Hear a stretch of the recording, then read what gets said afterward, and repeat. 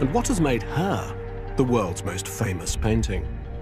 After 500 years in the spotlight, the Mona Lisa is finally giving up her secrets. Centuries-old documents are at last revealing long-forgotten truths. This is wonderful. Ooh, I've got a shiver down my spine. State-of-the-art technology is taking us beneath the painted surface to decode astonishing new evidence. That's extraordinary. Wow, that's quite a big discovery, isn't it? Yes, it is. This investigation, the first full forensic examination of the latest discoveries, takes me round the world in the hunt for the truth about Leonardo da Vinci's masterpiece, with exclusive access and some extraordinary encounters. The first impression when I came in was, I did well not to jump backwards in shock. These revelations will change everything we thought we knew about history's most enigmatic work of art. That's great. So we just made a new discovery. And unlocked the secrets of the Mona Lisa. All of this together marks an extraordinary moment in the history of art. But more than that, this is quite simply one of the stories of the century.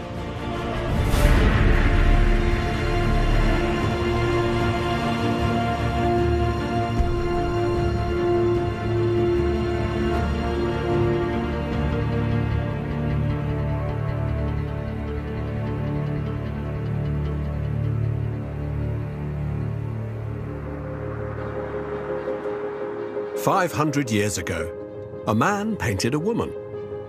The man was Leonardo da Vinci, artist, inventor, genius.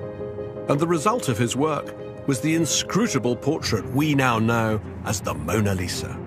It's a masterpiece, and one of the few works he actually finished." So what draws us to the Mona Lisa? She's not a famous monarch or a legendary historical figure. We know hardly anything about her.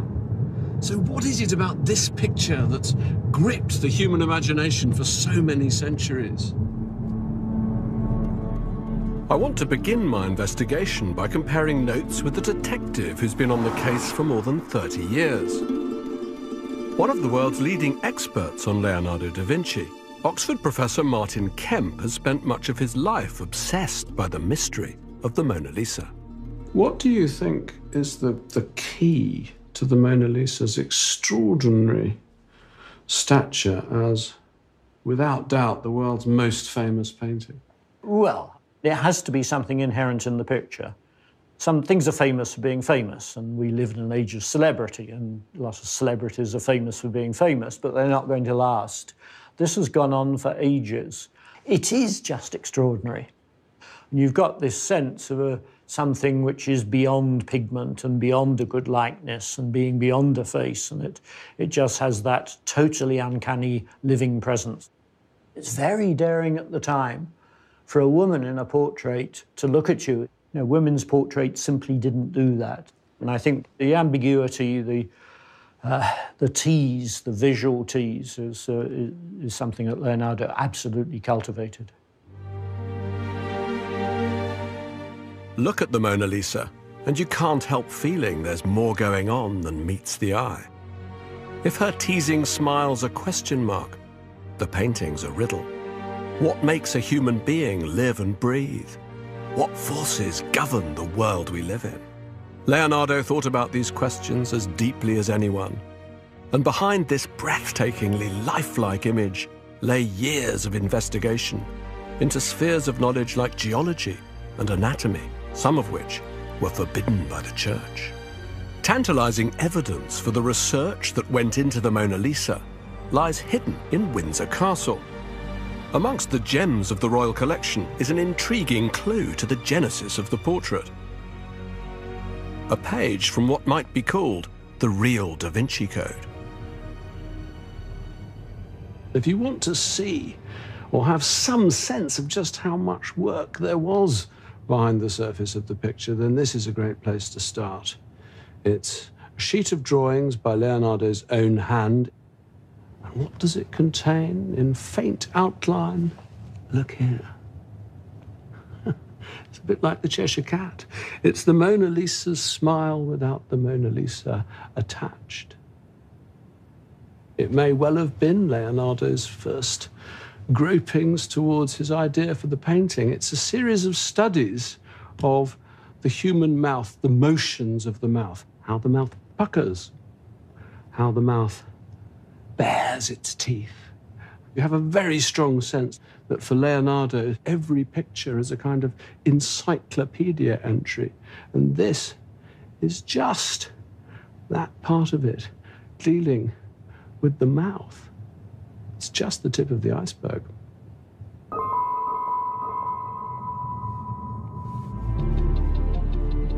The Mona Lisa is the work into which Leonardo poured everything he knew about humanity and the world that surrounds us, with its ceaseless play of light and shade. But there's a mystery there too, and it's staring us in the face. Who is the woman with the enigmatic smile? It's a question that has fueled all kinds of speculation, ranging from the ingenious to the crackpot.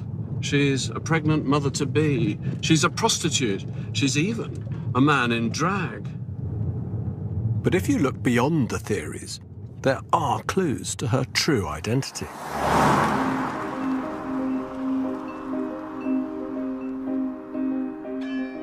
Florence, 1500. After many years away, Leonardo da Vinci has returned to the city of his youth. He's come back to work on ambitious military projects for powerful men. He says he's too busy to paint portraits of wealthy aristocrats who clamour after him. Yet according to one writer, Leonardo somehow finds time to paint the portrait not of a noblewoman, but of a humble merchant's wife called Lisa. It was here that Leonardo da Vinci began the most famous painting in the world, and it was here that Giorgio Vasari, the inventor of the very idea of the Renaissance, the author of the very first book about the Renaissance, produced Exhibit A in the case of the Mona Lisa, the very first account of the painting. Who was she? She was the wife of Francesco del Giocondo, a rich merchant. He commissioned Leonardo to create her portrait, and Leonardo responded with a picture, says Vasari, so miraculously lifelike that it seems to be made of flesh, not paint. Leonardo, he says, wanted to avoid the melancholy that dominates so many other portraits, so he employed musicians, entertainers, buffoons to keep her amused. So there you have it, the wife of Francesco del Giocondo, and the smile caused by entertainers hired by the artist. An open and shut case. Or is it? How can we be sure that Vasari was right and that Leonardo did indeed paint Lisa del Giocondo? After all, Vasari wrote his account 30 years after Leonardo's death. And although he did his homework here in Florence, he never disclosed his sources. So could it just be hearsay? Some inaccurate local legend? For centuries, there was no way of telling. Then, suddenly, new evidence emerged from a completely unexpected source. In 2006, a research scholar working in the University Library of Heidelberg turned up this. What it is a page from a copy of Cicero, the ancient Roman author, a book that was once owned here in Florence by a man called Agostino Vespucci. And not only does it have Cicero's text, but it's got Vespucci's commentaries. And this particular passage is crucial because in it, Cicero is discussing Apelles, the ancient Greek artist. And his remarks prompt Vespucci to make his own note, his marginal note. And what he writes is a kind of bombshell in the history of Leonardo's studies. He says, Apelles, he did just the same thing as Leonardo in his portrait of Lisa del Giocondo. And best of all, there's a date.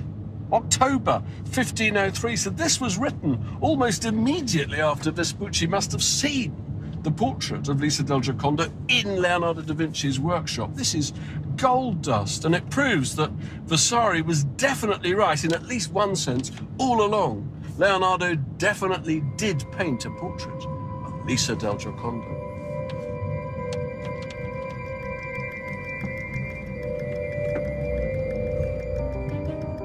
There you have it. Independent testimony from a man in Florence in 1503 who probably saw the picture still wet on the artist's easel. But now there's another question. Why did Leonardo paint Lisa? When the great and powerful couldn't coax a picture from him, why agree to paint this obscure woman? One man has made it his life's work to uncover forgotten secrets about Lisa. Giuseppe Pallanti has found new details in the city archive. Historical dynamite. Beginning with the house where Lisa, daughter of the Gherardinis, was born. On this street, this is the street where the Mona Lisa once lived. Yes, Lisa lived in the dark and narrow street of Florence. What was her family background? La maggior parte delle famiglie erano piccoli artigiani. So they were small work, as it were, labourers. So, allora non è una grande donna. No, dove è nata Lisa era un'antica bottega per la lavorazione della lana che fu trasformata in abitazione e dà un'idea di una famiglia che non ha grandi ricchezze, perché i Gherardini non ebbero mai una casa propria a Firenze. They never had their own house in Florence. Giuseppe's discoveries have deepened the mystery. If Lisa's origins were so humble, why did the notoriously choosy Leonardo consent to paint her? In another part of town, Giuseppe believes he's found the answer. Siamo qui per vedere la casa, il luogo dove Lisa ha incontrato Francesco del Giocondo e ha sposato Francesco del Giocondo. The place is there. It is important for another reason, because in front of this building lived Ser Piero, Leonardo's father. Well, hang on, say that again. Lisa Gherardini was living here at the time. Yes. Leonardo da Vinci's father was living there. Yes. Penso che Leonardo sia stato dal babbo a trovare il babbo, per cui la famiglia di Leonardo da Vinci viveva quasi di fronte alla casa di Mona Lisa. Oh, incredible!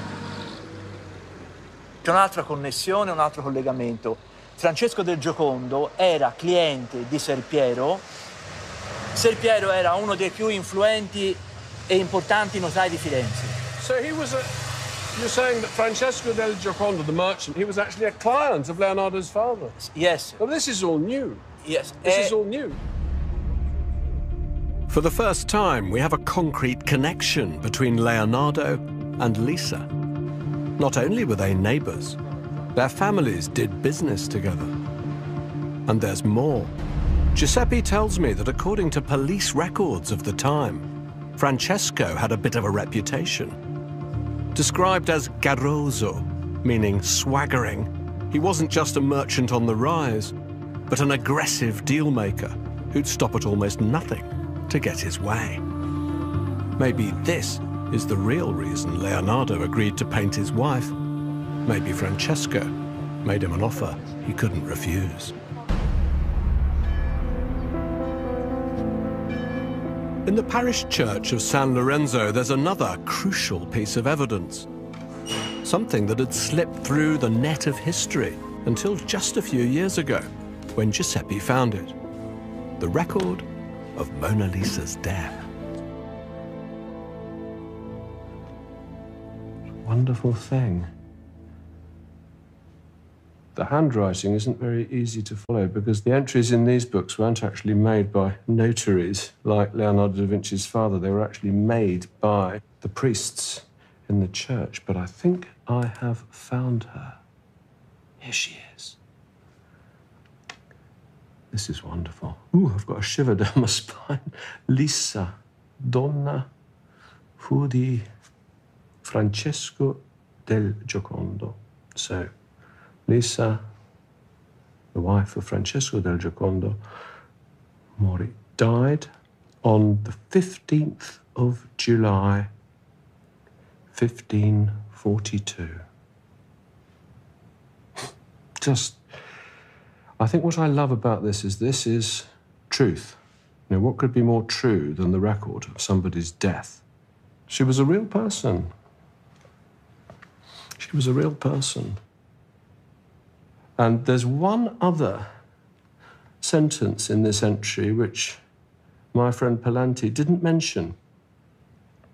It says that she was buried in Sant'Orsola. He told me that. But what he didn't say is this last sentence, tolse tutto il capito. 4 words. She took with her the whole capitolo. What that means is that her body was followed by the whole body of the Church of San Lorenzo. So what is conjured up by this is a very, very grand funeral. And for this brief moment, in July 1542, she was a very, very important person in the life of the city. Everybody in Florence would have known that Mona Lisa had passed away.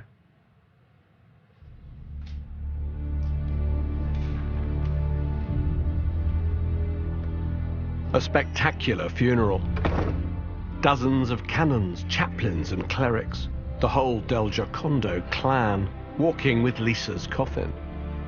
Francesco had died 5 years earlier, but he made sure he provided for all this pomp and ceremony in his will, where she's described as his beloved, faithful wife. Lisa Del Giocondo was laid to rest in the now ruined convent of Sant'Orsola. Beyond here, we can't follow her, though we've learned a lot. Leonardo definitely knew Lisa, definitely painted her portrait. But if one riddle's been answered, there's still another mystery to solve. How can we be certain that Leonardo's portrait of Lisa and the portrait in the Louvre are one and the same?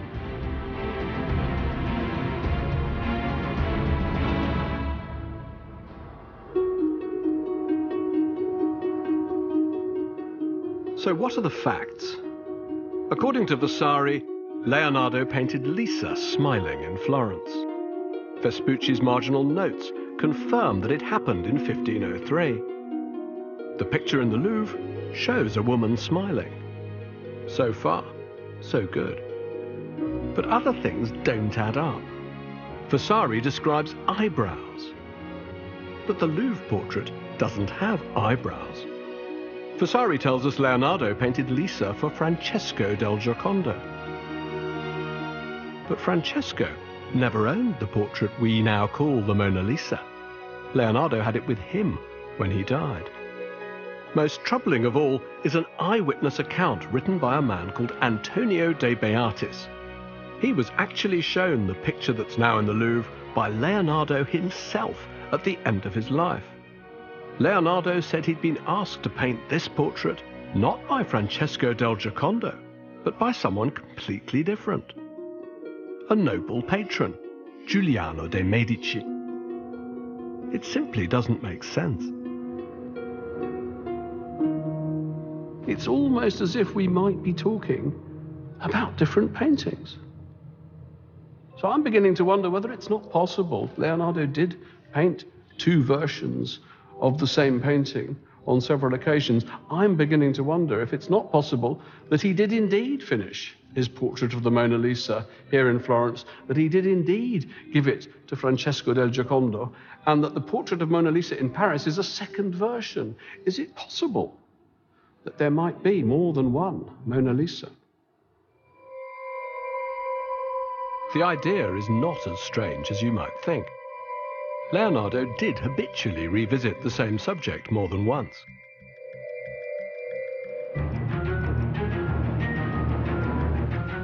I've come to Singapore to see for the first time a picture that might actually be Leonardo's first version of the painting. It's owned by an anonymous consortium of businessmen and is currently locked away deep in the bowels of a state-of-the-art high-security storage facility.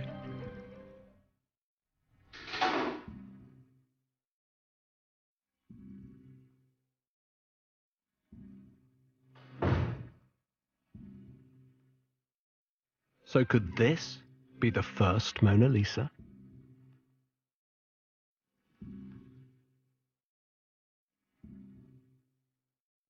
I've come 7,000 miles to see you.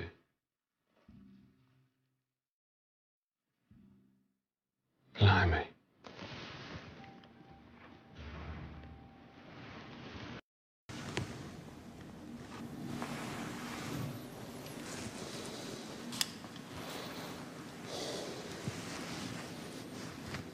The background's, you might almost say, a kind of roughing in. But the face, huh? The face is really something. She's younger, she's smiling. I think there's a lot to be said for first impressions. And the first impression when I came in was, I did well not to jump backwards in shock. It's too good, in my opinion, for any of the other school of Leonardo painters. Very dangerous things like this, very dangerous. To say this is definitely painted by Leonardo da Vinci, well, I can't say that, but I think it's not beyond the realms of possibility that this is the picture that Francesco del Giocondo took. And then Leonardo goes off, paints another picture based on the memory of this picture. And that's the Mona Lisa we know in the Louvre. It's very teasing, that smile, isn't it? Very teasing.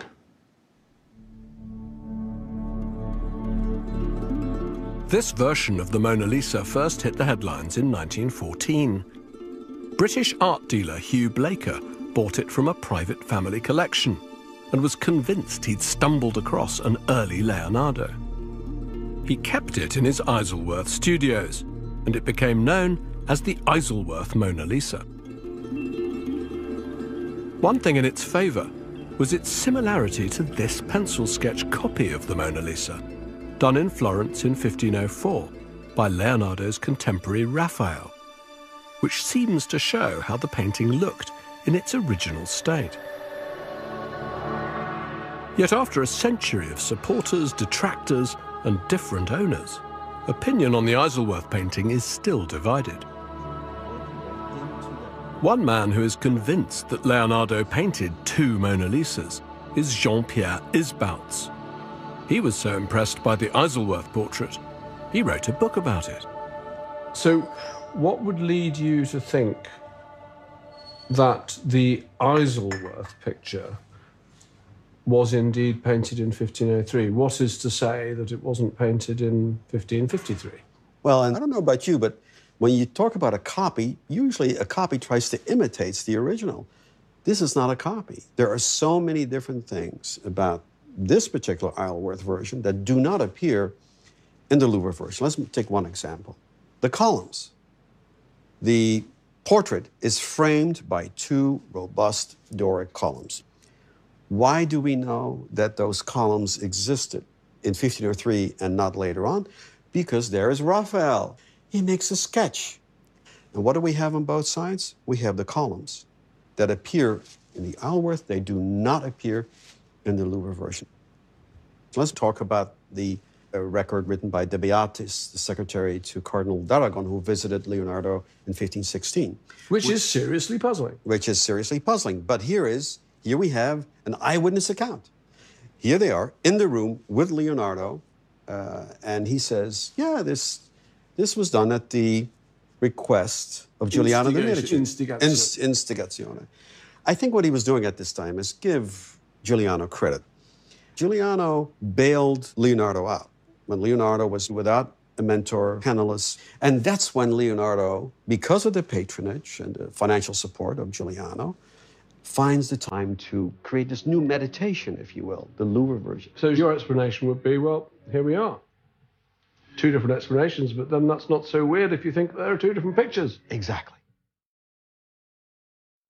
Jean-Pierre firmly believes this could be Leonardo's first Mona Lisa, done for husband Francesco. But if so, why would it be unfinished? Well, we know Leonardo was slow and Francesco was impatient. So perhaps he just snatched it away from Leonardo once his beloved Lisa's face was complete. A barrage of scientific tests have been carried out on this tantalizing picture. The canvas was carbon dated to around the right period.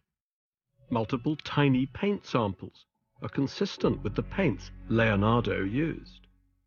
X-ray, infrared and ultraviolet scans have found nothing to disprove it as an early Mona Lisa. But that's the problem.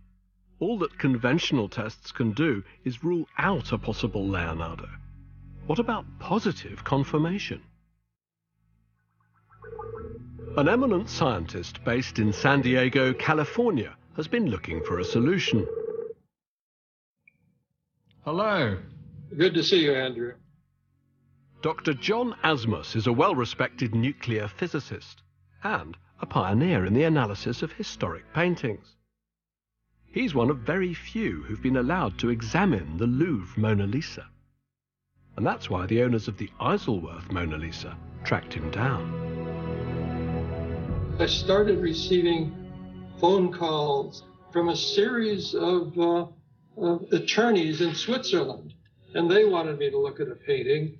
And finally, we found that I was going to be on a train from Milan to Geneva, and they asked me to get off the train in Lausanne and take a look at their painting. And so they met me at the train station, and they popped the bonnet of an automobile, and there was a Mona Lisa in the trunk. And the attorney asked me, "Do you think this Mona Lisa was painted by Leonardo?" And my exact words were, "How would I know?" So I got out my Instamatic camera and took a photograph of the painting in the trunk. And it was that image that I then compared with the Louvre Mona Lisa. A few years ago, Dr. Asmus developed a new test to authenticate paintings by Rembrandt. It compares the subtle distribution of light and shadow, measured as histograms, to isolate an artist's unique way of painting. I think it's a way of trying to quantify the artist's eye. Every artist has certain effects that he's trying to accomplish. And we used Rembrandt as a test case, and the results were rather encouraging. We came up with some general rules as to how Rembrandt did his blending and his selection of pigments. So I tried that same technique on the Isleworth Mona Lisa and comparing it with the Louvre Mona Lisa, and I was stunned. The correlation between those two histograms was 99%, stronger than it was between any histograms of any of the Rembrandt self-portraits that we looked at. How amazing. This demonstrates that the technique for blending light and shade in each face appears uncannily similar.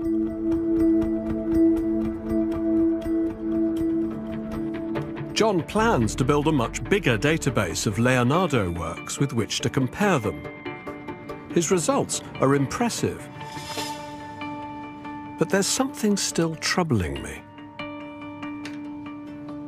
I would love to believe that that softly emerging face coming out of darkness really is young Mona Lisa.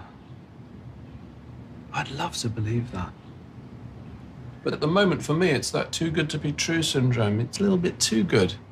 It's troubling when I look at that chart that they've done of where they've taken the paint samples from. They've taken the paint samples from everywhere except that beguiling face, which is the most compelling part of the whole picture. It's the part that makes you think, yes, this could be the young Mona Lisa. I'm just wondering whether it's possible that some very skillful, careful restorer, sometime before John Asmus saw it in the boot of that car, didn't just bring that face up. Didn't just make whatever ghost or trace of possibly a Mona Lisa copy into something so much more compelling to the modern eye. To me, not to test that it's like a detective and his team coming to investigate the scene of a crime, the scene of a murder, and fingerprinting every square inch of it, but forgetting to take fingerprints from the knife on the bed covered with blood. I could be wrong. Maybe Leonardo did paint this face in 1503 while Lisa sat in front of him. But until the face is tested, doubt remains. And to me, she just looks a bit too 20th century. But I'm still convinced that Leonardo did paint two Mona Lisas. If the Isleworth painting isn't the earlier version, then it's either lost or still out there somewhere. And believe it or not, now there's a new lead. The reported discovery of another Mona Lisa in St. Petersburg, Russia.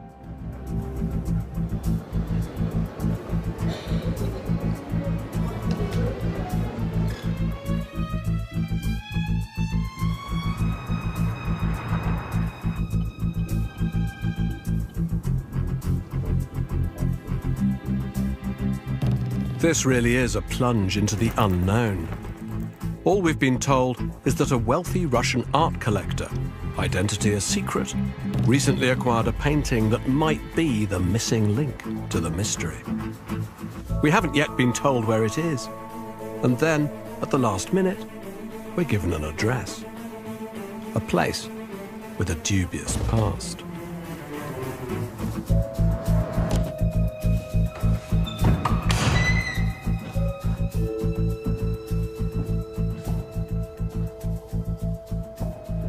Certainly strange. This building was created in the 19th century.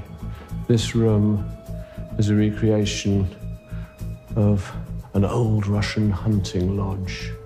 It survives because the KGB made it their headquarters during the communist years. Here she is. So what is this? What is this? All I know about this picture is that it was purchased by a Russian art collector from a very old and established American family who'd had it since the end of the 18th century and has hardly been seen since. And what's the status of this picture? Smaller. The columns are more complete than they are in the version in the Louvre. You see, they've got me going. I'm saying the version in the Louvre, the version in the Louvre. The Mona Lisa in the Louvre. She's enigmatic. She's removed. She's distant. Is she a copy? Not sure. This picture looks tantalizingly close to the picture in the Louvre. So many details are the same. But is this Leonardo's lost earlier version? As with the Isleworth picture, scientific tests have been done by Dr. Chiara Matteucci of the University of Bologna, who's flown to Russia to share her results. Dunque, se guardiamo solo la scienza, direi che possiamo partire dal supporto. This is the radiocarbon dating of the canvas, which shows a 95.4% probability that the canvas is between 1490 and 1670. So the canvas could well be correct. Sì. Okay. In realtà il dato che ci svela il probabile periodo non è tanto la tela, ma lo strato preparatorio del dipinto. Al di sopra della tela vi è la presenza di un ground, di una preparazione rossa. Rossa. Rossa. Oh, that's the ground. Well, that's very clear. So, but as far as I understand it, Leonardo da Vinci himself worked on a classic Italian Renaissance ground of white. Is that right? Dunque, sì. The presence of a red ground, the very first layer of paint, seems to discount Leonardo's hand. But it's Chiara's next discovery that really changes the picture. A chemical not used before 1600. Interessante è aver rinvenuto nella preparazione il solfato, degli inclusi di solfato di bario. Ci può indirizzare ad un periodo molto ristretto. Nel periodo tra il 1620 e il 1680 l'utilizzo della baritina in queste preparazioni era molto comune. In Francia, proprio Solo nell'area... Francia? Proprio, sì. Allora, questa è una trova fisica, una cosa chimica. Sì, nell'area parigina, nel periodo di cui abbiamo parlato, un mercante di pigmenti aveva messo a punto un prodotto proprio specifico per le preparazioni in cui veniva aggiunta appunto baritina. That's sì. good. I think Chiara's done all the research we need to know. So the barium allows us to place this canvas very precisely, 1620 to 1680, and probably in Paris. So all the painters around Paris got this ground from this one guy and put it on their canvas. So more and more that I talk to you, I feel noi parliamo italiano e io penso che devo parlare in francese alla donna qua. Je suis enchanté de faire ta connaissance, Mona Lisa. Tu es sans doute française.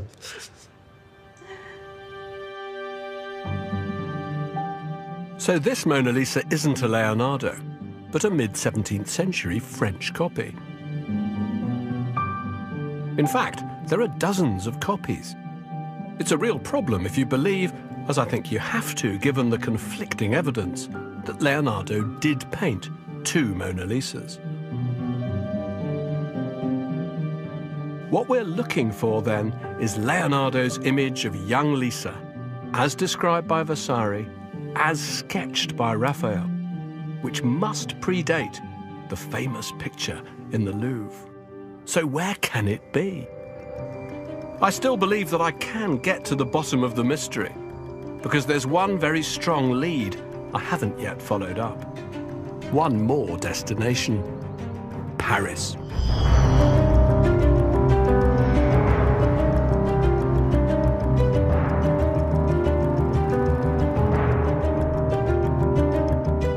A scientist turned art detective claims he can finally explain the discrepancies.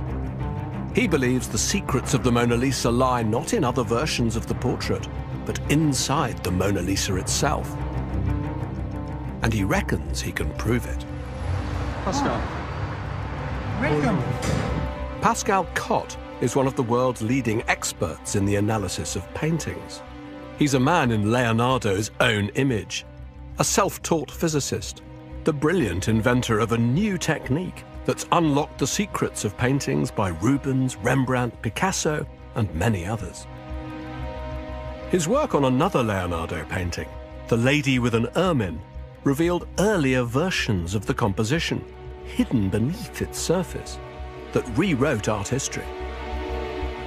But his great obsession is the Mona Lisa, faithfully reproduced here in his studio. In 2004, Pascal was invited by the Louvre to scan the painting. His task? Simply to identify the picture's original colours, hidden beneath the discolorations of time. But Pascal's technique also revealed that there was far more going on beneath the surface. For the last decade, he's worked in secret, decoding those discoveries. And now, he's ready to share them.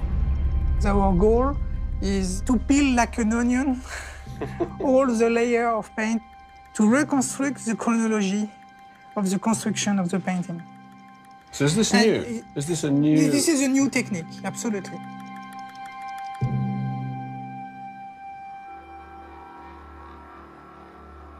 Pascal's secret weapon is his groundbreaking multi-spectral camera, an invention truly worthy of Leonardo. 13 different wavelengths of colour are projected onto the picture, each penetrating the paint surface to a different depth. The camera captures the reflections, generating over 3 billion bits of data and thousands of images. By analysing each image, shown in black and white, Pascal can reveal a painting's secrets, layer by layer. His first discovery in the Mona Lisa is buried deep within the painting. What we discover that the head was bigger. So you see a shadow of a bigger head. And you can see also that the nose is double here. Oh. Wow. So once she had a larger head. And I discovered this hand much more bigger.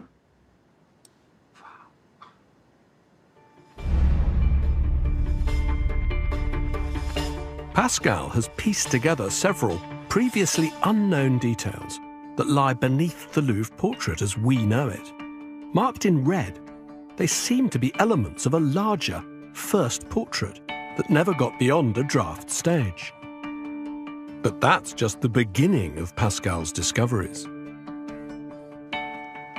So now we'll continue with one other layer. Voilà, here we are. What on earth is that? What is it? This is a hairpin, like this one. So you found... Something like this. You found, with that little bit of your magic light camera, you found a missing hairpin. Now you know there is a hairpin. You can see it. Ah! Because you know. But yes, no, exactly. How fascinating. And more than that, if you look around the head, you discover 12 hairpins.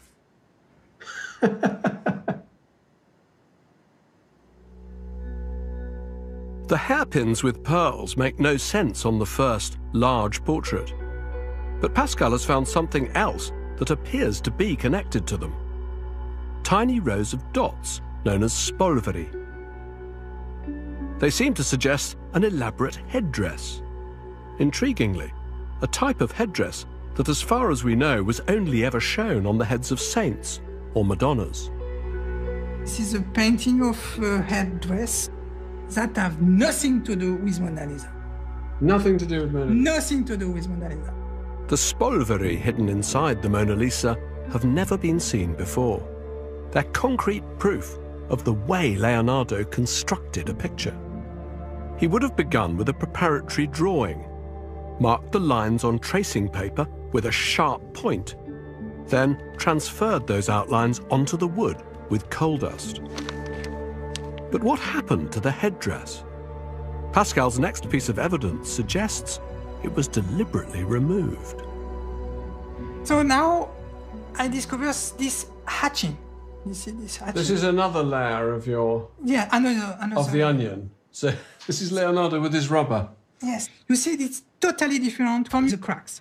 It's not craquelure, no. You see, this is clearly to erase what is behind. It's very important because that explains how Leonardo, from one stage, go to another stage. Pascal's scans are crucial evidence of the way Leonardo worked, building up a painting stage by stage.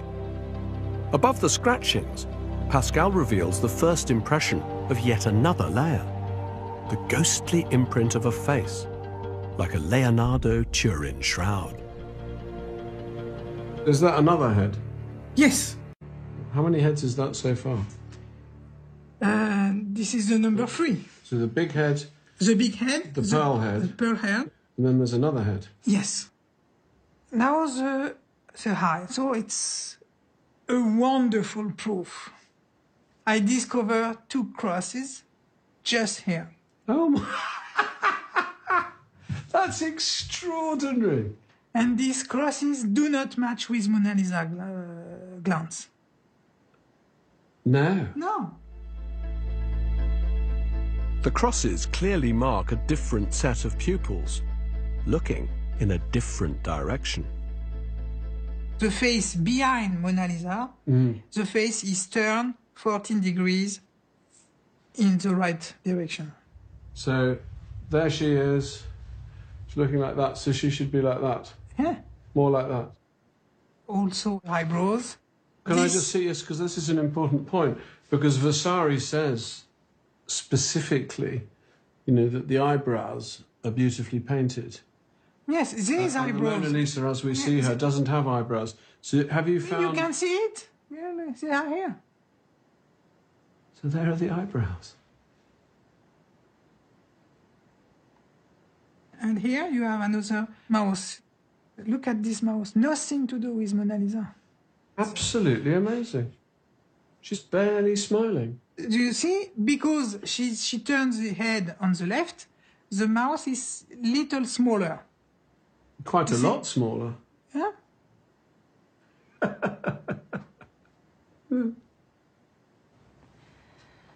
So, Pascal, you found a complete face. Yes. Inside. Inside. The Mona Lisa. Yes. Wow. That's quite a big discovery, isn't it? Yes, it is. Yes, it is. Yes, it is. Pascal's work has revealed, for the first time in 500 years, a detailed earlier portrait by Leonardo da Vinci. It's the same size as the face we see now, but turned by 14 degrees. There's clear evidence of a different, swept-back hairstyle. Elaborate ties at the top of an earlier sleeve are clearly visible. There's even a suggestion that she once held a blanket in her lap. Is this the portrait of Lisa I've been looking for? So throughout my journey, I thought, well, it seems as though they're talking about two different pictures. You seem to be saying to me that, yes, there are two Mona Lisas, but they happen to be on the same piece of wood. Yes. So this must surely be Lisa del Giocondo. Of course. Francesca's wife. I agree with you. This is a real portrait of Mrs. Lisa Gherardini.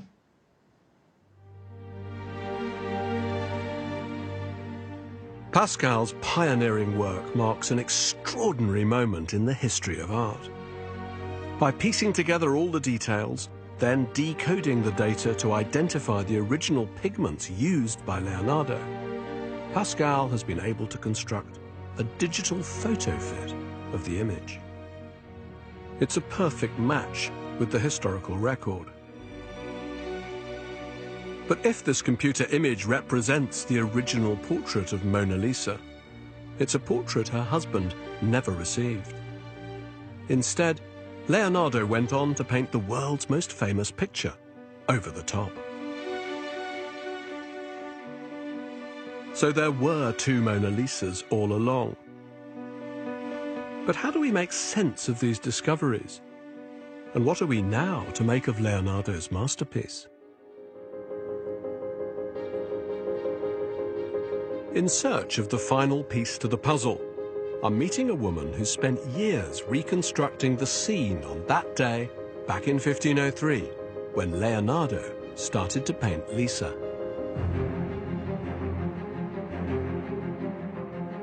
Leading expert on Renaissance hairstyles and costumes, Elisabetta Niñera, has based her work closely on Pascal's findings. Every Renaissance fashion can be precisely pinpointed, whether to Rome in 1512 or Florence in 1503. So by recreating the costume Pascal found in the painting beneath the painting, Elisabetta can place and date it very precisely. Her results are a revelation. Looking at the fashions shown in these other contemporary portraits, This lady perfectly fits with